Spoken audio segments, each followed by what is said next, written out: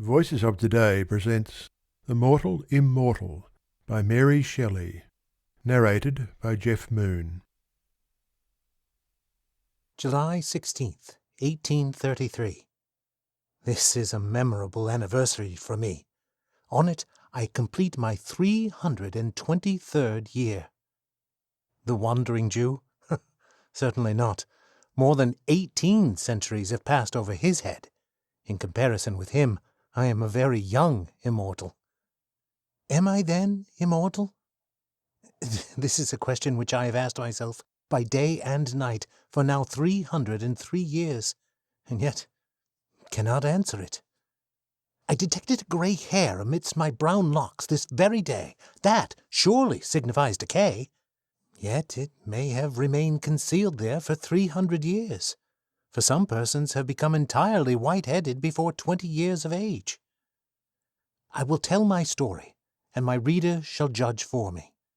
I will tell my story, and so contrive to pass some few hours of a long eternity, become so wearisome to me. Forever. Can it be to live forever? I have heard of enchantments in which the victims were plunged into a deep sleep, to wake after 100 years as fresh as ever. I have heard of the 7 sleepers. Thus to be immortal would not be so burthensome. But the weight of never-ending time, the tedious passage of the still succeeding hours. How happy was the fabled Nourjahad! But to my task. All the world has heard of Cornelius Agrippa. His memory is as immortal as his arts have made me. All the world has also heard of his scholar, who unawares raised the foul fiend during his master's absence, and was destroyed by him. The report, true or false, of this accident was attended with many inconveniences to the renowned philosopher. All his scholars at once deserted him. His servants disappeared. He had no one near him to put coals on his ever-burning fires while he slept, or to attend to the changeful colors of his medicines while he studied. Experiment after experiment failed, because one pair of hands was insufficient to complete them. The dark spirits laughed at him for not being able to retain a single mortal in his service. I was then very young, very poor, and very much in love. I had been for about a year the pupil of Cornelius, though I was absent when this accident took place. On my return, my friends implored me not to return to the alchemist's abode. I trembled as I listened to the dire tale they told. I required no second warning, and when Cornelius came and offered me a purse of gold if I would remain under his roof, I felt as if Satan himself tempted me. My teeth chattered, my hair stood on end. I ran off as fast as my trembling knees would permit. My failing steps were directed whither for 2 years they had every evening been attracted, a gently bubbling spring of pure living water, beside which lingered a dark-haired girl, whose beaming eyes were fixed on the path I was accustomed each night to tread. I cannot remember the hour when I did not love Bertha. We had been neighbors and playmates from infancy. Her parents, like mine, were of humble life, yet respectable. Our attachment had been a source of pleasure to them. In an evil hour a malignant fever carried off both her father and mother, and Bertha became an orphan. She would have found a home beneath my paternal roof, but unfortunately the old lady of the near castle, rich, childless, and solitary, declared her intention to adopt her. Henceforth Bertha was clad in silk, inhabited a marble palace, and was looked on as being highly favored by fortune. But in her new situation among her new associates, Bertha remained true to the friend of her humbler days. She often visited the cottage of my father, and when forbidden to go thither, she would stray towards the neighboring wood, and meet me beside its shady fountain. She often declared that she owed no duty to her new protectress equal in sanctity to that which bound us.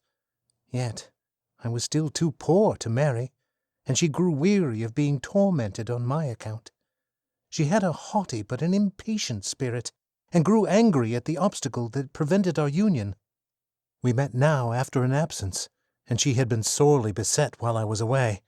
She complained bitterly, and almost reproached me for being poor. I replied hastily, "I am honest if I am poor. Were I not, I might soon become rich." This exclamation produced 1,000 questions. I feared to shock her by owning the truth, but she drew it from me, and then, casting a look of disdain on me, she said, "You pretend to love, and you fear to face the devil for my sake." I protested that I only dreaded to offend her, while she dwelt on the magnitude of the reward that I should receive. Thus encouraged, shamed by her, led on by love and hope, laughing at my later fears, with quick steps and a light heart, I returned to accept the offers of the alchemist, and was instantly installed in my office.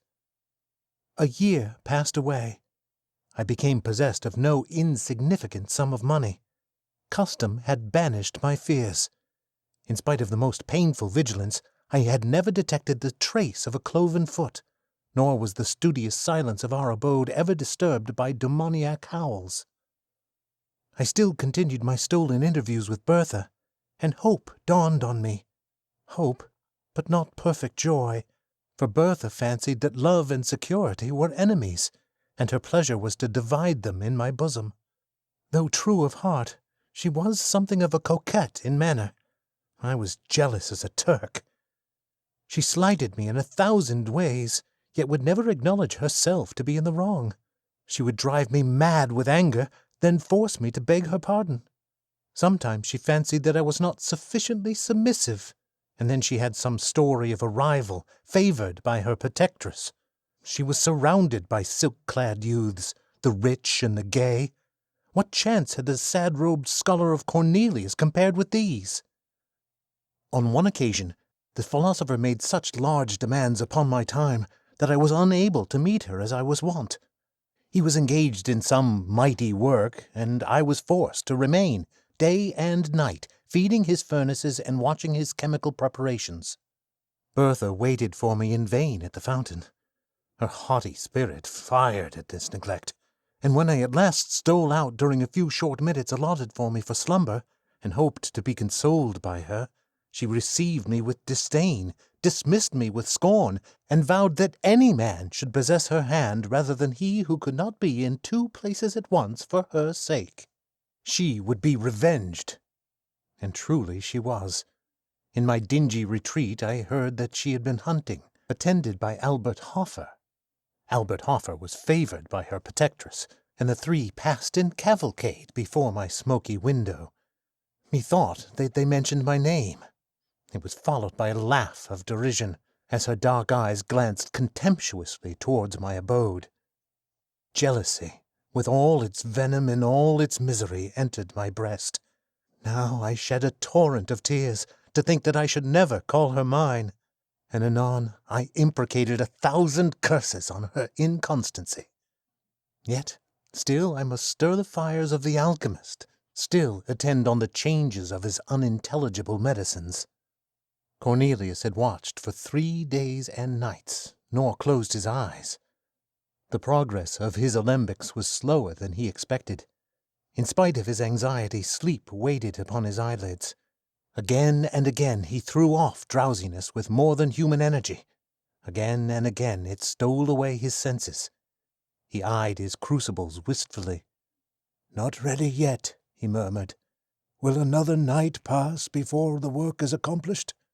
Whinsey, you are vigilant, you are faithful. You have slept, my boy, you slept last night. Look at that glass vessel. The liquid it contains is of a soft rose color. The moment it begins to change hue, awaken me.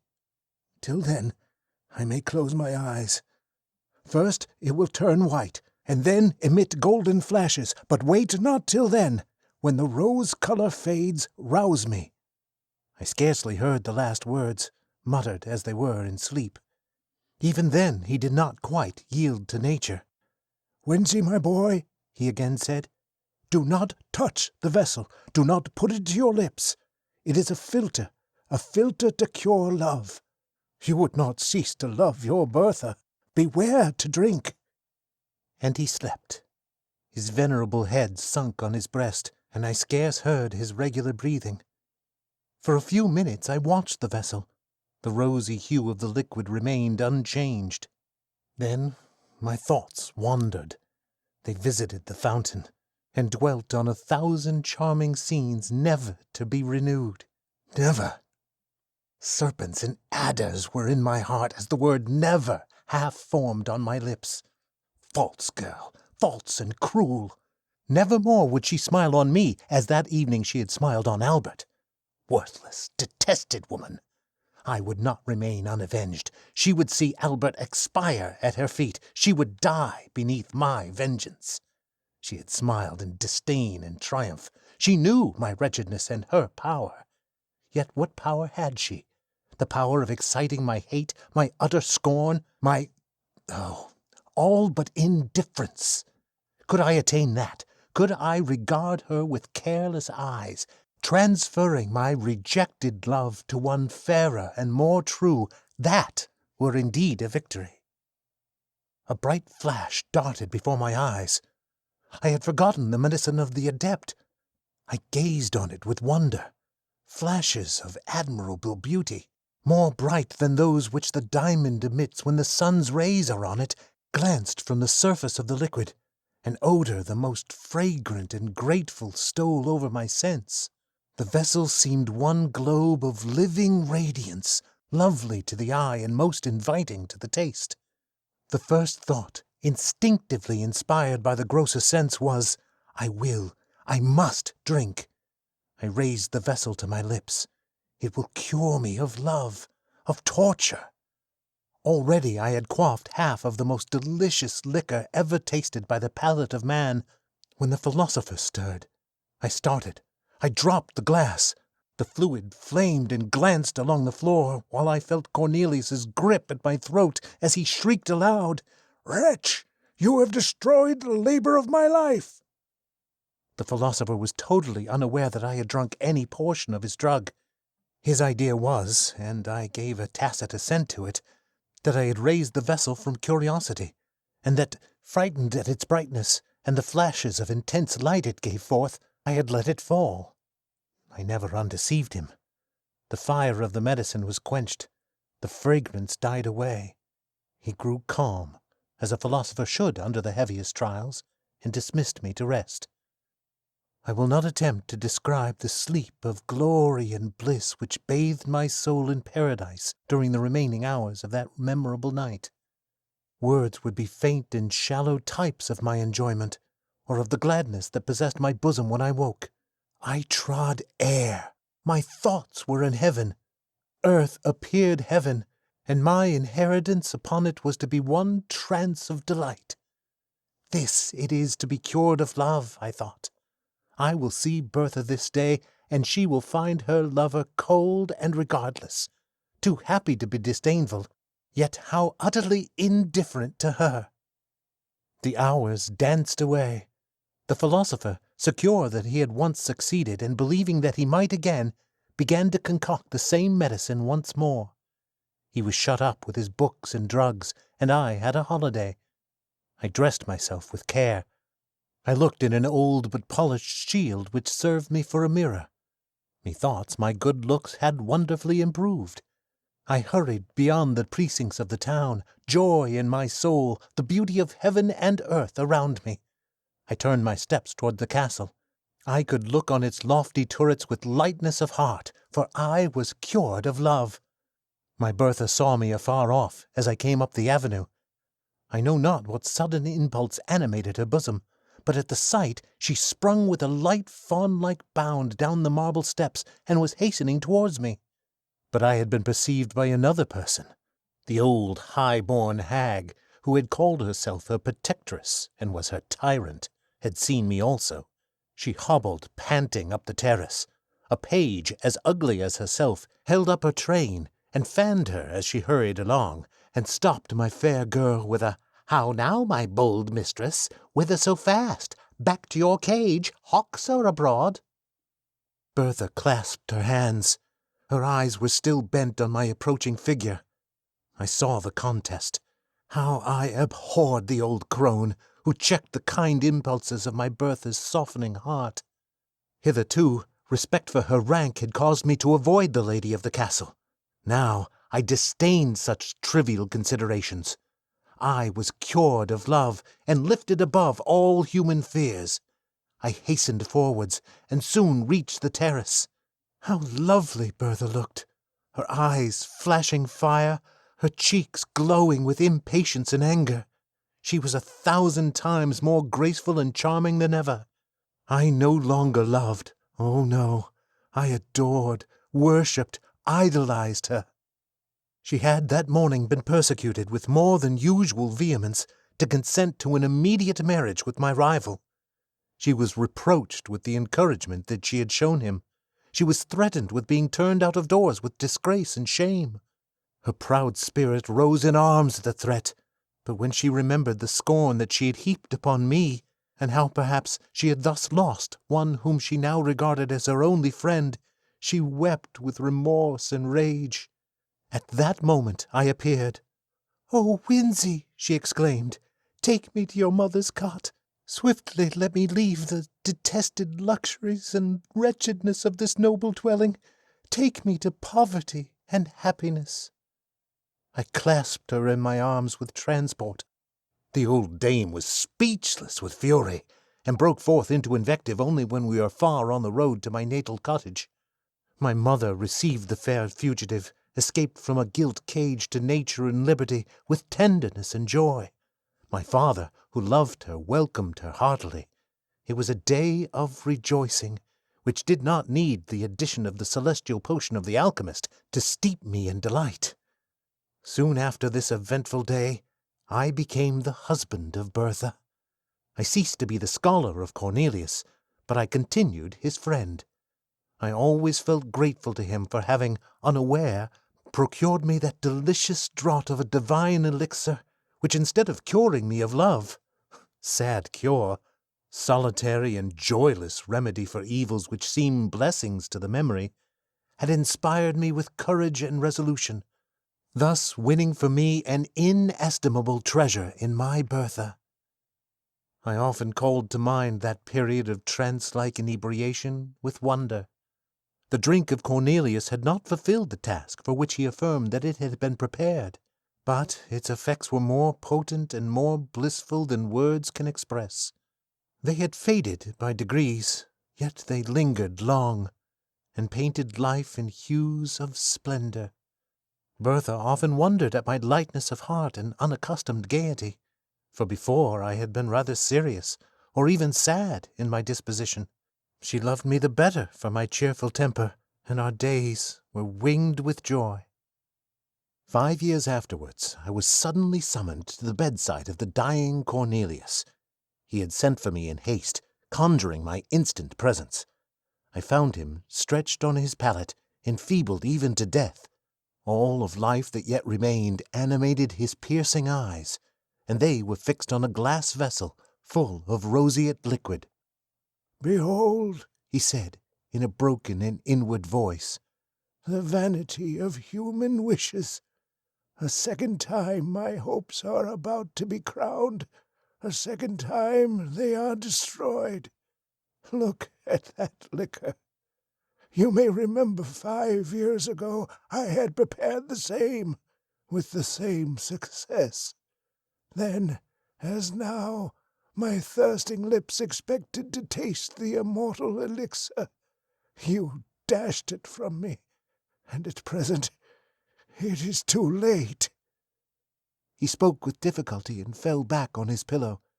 I could not help saying, "How, revered master, can a cure for love restore you to life?" A faint smile gleamed across his face as I listened earnestly to his scarcely intelligible answer.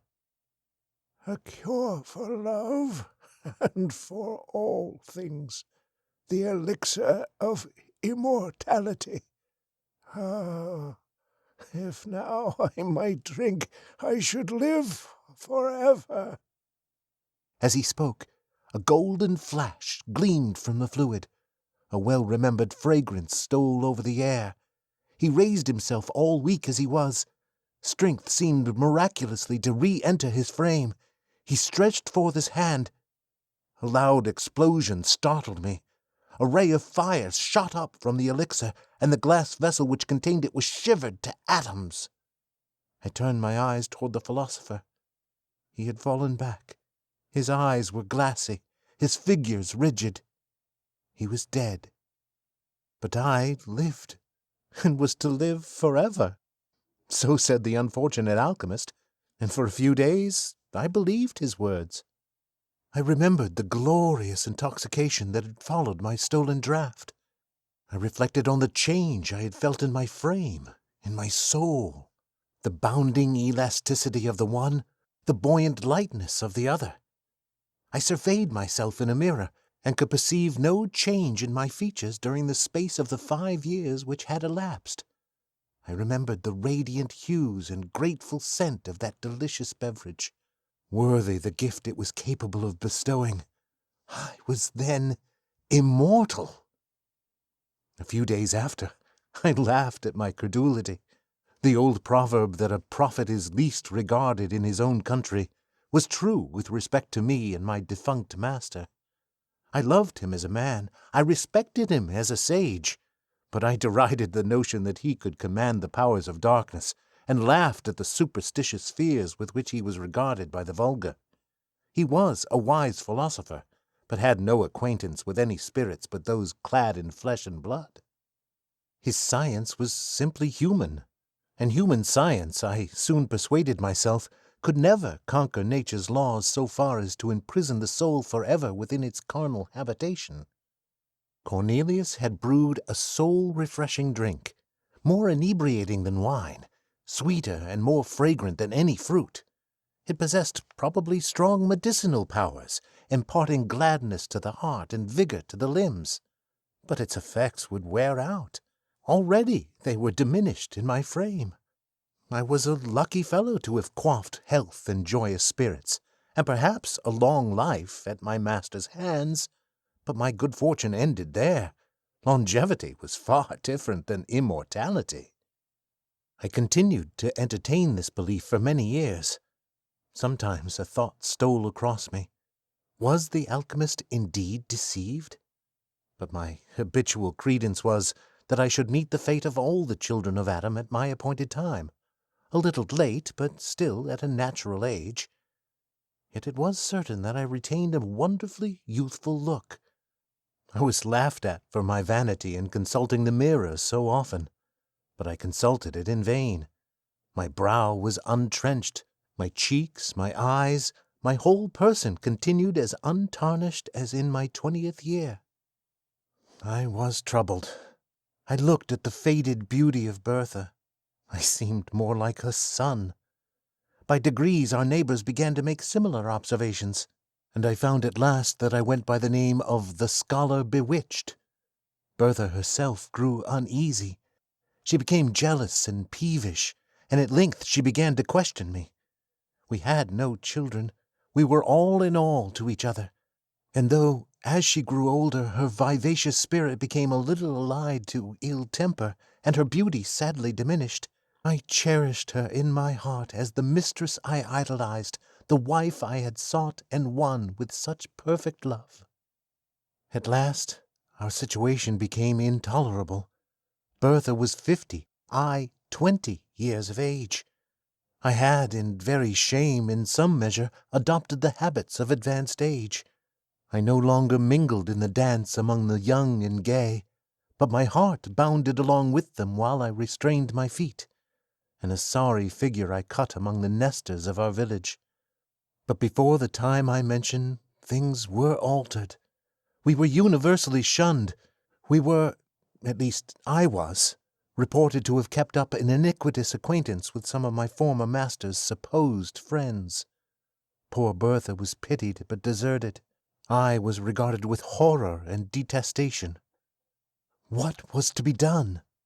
We sat by our winter fire. Poverty had made itself felt, for none would buy the produce of my farm, and often I had been forced to journey 20 miles to some place where I was not known to dispose of our property. It is true we had saved something for an evil day. That day was come. We sat by our lone fireside, the old-hearted youth and his antiquated wife. Again, Bertha insisted on knowing the truth. She recapitulated all she had ever heard said about me, and added her own observations. She conjured me to cast off the spell. She described how much more comely grey hairs were than my chestnut locks. She descanted on the reverence and respect due to age, how preferable to the slight regard paid to mere children. Could I imagine that the despicable gifts of youth and good looks outweighed disgrace, hatred, and scorn? Nay, in the end I should be burnt as a dealer in the black art, while she, to whom I had not deigned to communicate any portion of my good fortune, might be stoned as my accomplice. At length she insinuated that I must share my secret with her, and bestow on her like benefits to those I myself enjoyed, or she would denounce me, and then she burst into tears. Thus beset, methought it was the best way to tell the truth. I revealed it as tenderly as I could, and spoke only of a very long life, not of immortality, which representation indeed coincided best with my own ideas. When I ended, I rose and said, "And now, my Bertha, will you denounce the lover of your youth? You will not, I know. But it is too hard, my poor wife, that you should suffer for my ill luck and the accursed arts of Cornelius. I will leave you. You have wealth enough, and friends will return in my absence. I will go. Young as I seem and strong as I am, I can work and gain my bread among strangers, unsuspected and unknown. I loved you in youth. God is my witness that I would not desert you in age, but that your safety and happiness require it." I took my cap and moved toward the door. In a moment Bertha's arms were around my neck, and her lips were pressed to mine. "No, my husband, my Winzy," she said. "You shall not go alone. Take me with you. We will remove from this place, and as you say, among strangers we shall be unsuspected and safe. I am not so old as quite to shame you, my Winzy, and I dare say the charm will soon wear off, and with the blessing of God you will become more elderly-looking, as is fitting. You shall not leave me." I returned the good soul's embrace heartily. "I will not, my Bertha. But for your sake I had not thought of such a thing. I will be your true, faithful husband while you are spared to me, and do my duty by you to the last." The next day we prepared secretly for our emigration. We were obliged to make great pecuniary sacrifices. It could not be helped. We realized a sum sufficient at least to maintain us while Bertha lived, and without saying adieu to anyone, quitted our native country to take refuge in a remote part of western France. It was a cruel thing to transport poor Bertha from her native village and the friends of her youth to a new country, new language, new customs. The strange secret of my destiny rendered this removal immaterial to me, but I compassionated her deeply, and was glad to perceive that she found compensation for her misfortunes in a variety of little ridiculous circumstances. Away from all tell-tale chroniclers, she sought to decrease the apparent disparity of our ages by 1,000 feminine arts, rouge, youthful dress, and assumed juvenility of manner. I could not be angry. Did I not myself wear a mask? Why quarrel with hers because it was less successful? I grieved deeply when I remembered that this was my Bertha, whom I had loved so fondly and won with such transport, the dark-eyed, dark-haired girl, with smiles of enchanting archness and a step like a fawn, this mincing, simpering, jealous old woman. I should have revered her grey locks and withered cheeks, but thus... It was my work, I knew, but I did not less deplore this type of human weakness. Her jealousy never slept. Her chief occupation was to discover that, in spite of outward appearances, I was myself growing old. I verily believe that the poor soul loved me truly in her heart, but never had woman so tormenting a mode of displaying fondness. She would discern wrinkles in my face and decrepitude in my walk, while I bounded along in youthful vigor, the youngest looking of 20 youths. I never dared address another woman. On one occasion, fancying that the belle of the village regarded me with favoring eyes, she brought me a grey wig. Her constant discourse among her acquaintances was that though I looked so young, there was ruin at work within my frame, and she affirmed that the worst symptom about me was my apparent health. My youth was a disease, she said, and I ought at all times to prepare, if not for a sudden and awful death, at least to awake some morning white-headed and bowed down with all the marks of advanced years. I let her talk. I often joined in her conjectures. Her warnings chimed in with my never-ceasing speculations concerning my state, and I took an earnest, though painful, interest in listening to all that her quick wit and excited imagination could say on the subject. Why dwell on these minute circumstances? We lived on for many years. Bertha became bedrid and paralytic. I nursed her as a mother might a child. She grew peevish and still harped upon one string, of how long I should survive her. It has ever been a source of consolation to me that I performed my duty scrupulously towards her. She had been mine in youth, she was mine in age, and at last, when I heaped the sod over her corpse, I wept to feel that I had lost all that really bound me to humanity. Since then, how many have been my cares and woes, how few and empty my enjoyments! I pause here in my history. I will pursue it no further. A sailor without rudder or compass, tossed on a stormy sea, a traveller lost on a widespread heath without landmark or stone to guide him. Such I have been, more lost, more hopeless than either. A nearing ship, a gleam from some far cot may save them, but I have no beacon except the hope of death. Death, mysterious, ill-visaged friend of weak humanity. Why alone of all mortals have you cast me from your sheltering fold? Oh, for the peace of the grave, the deep silence of the iron-bound tomb, that thought would cease to work in my brain, and my heart beat no more with emotions varied only by new forms of sadness. Am I immortal? I return to my first question. In the first place, is it not more probably that the beverage of the alchemist was fraught rather with longevity than eternal life?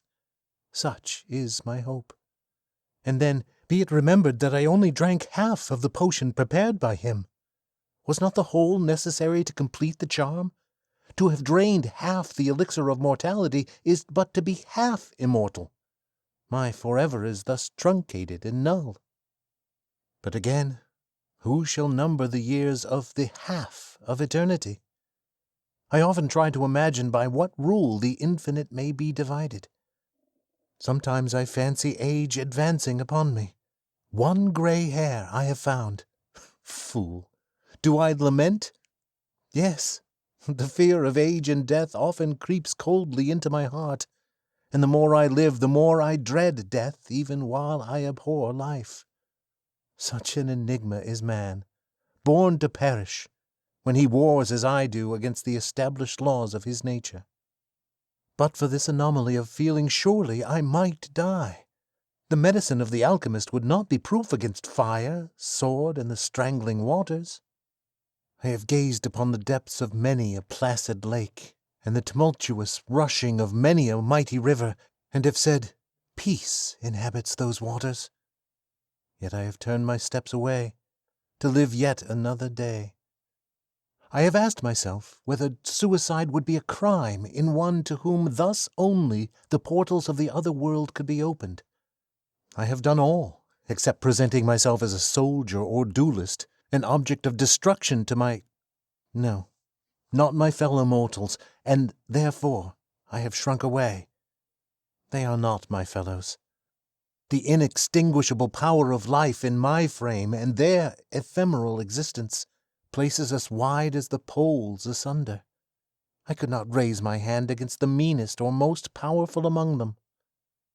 Thus I have lived on for many a year, alone and weary of myself, desirous of death yet never dying, a mortal immortal, Neither ambition nor avarice can enter my mind, and the ardent love that gnaws at my heart never to be returned, never to find an equal on which to expend itself, lives there only to torment me. This very day I conceived a design by which I may end all, without self-slaughter, without making another man a Cain, an expedition which mortal frame can never survive, even endued with the youth and strength that inhabits mine. Thus I shall put immortality to the test, and rest forever, or return, the wonder and benefactor of the human species. Before I go, a miserable vanity has caused me to pen these pages. I would not die and leave no name behind. 3 centuries have passed since I quaffed the fatal beverage. Another year shall not elapse before, encountering gigantic dangers, warring with the powers of frost in their home, beset by famine, toil, and tempest, I yield this body, too tenacious a cage for a soul which thirsts for freedom, to the destructive elements of air and water. Or, if I survive, my name shall be recorded as one of the most famous among the sons of men, and, my task achieved, I shall adopt more resolute means, and by scattering and annihilating the atoms that compose my frame, set at liberty the life imprisoned within, and so cruelly prevented from soaring from this dim earth to a sphere more congenial to its immortal essence. You have been listening to The Mortal Immortal by Mary Shelley, narrated by Jeff Moon. This recording may be freely downloaded and distributed as long as Voices of Today is credited as the author. It may not be used for commercial purposes or distributed in an edited or remixed form. For further information about Voices of Today, or to explore its catalogue, please visit voicesoftoday.org. Thank you for listening.